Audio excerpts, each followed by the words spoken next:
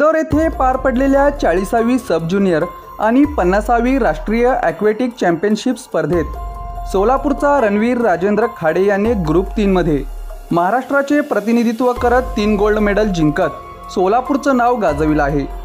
7 ते 11 जुलै दरम्यान इंदोर येथे पार पडलेल्या या स्पर्धेत हायबोर्ड प्रकारात प्रथम, 1 मीटर स्प्रिंग प्रकारात प्रथम आणि 3 मीटर स्प्रिंग प्रकारात ही गोल्ड मेडल जिंकून महाराष्ट्र चॅम्पियनचा हकदार ठरला। रणवीर राजेंद्र खाडे हा दमानी विद्या मंदिर सोलापूर या प्रशालेत इयत्ता 7वीत शिकत आहे। रणवीरचे वडील राजेंद्र खाडे हे सोलापूर शहर वाहतूक शाखेत कार्यरत आहेत। यापूर्वीही दिल्ली येथे झालेल्या नॅशनल स्कूल गेममध्ये देखील रणवीर खाडेने उल्लेखनीय कामगिरी करत 3 गोल्ड मेडल जिंकले होते। आंतरराष्ट्रीय दर्जाचे प्रशिक्षक श्रीकांत शेटे सरांचे मार्गदर्शन रणवीरला लाभले।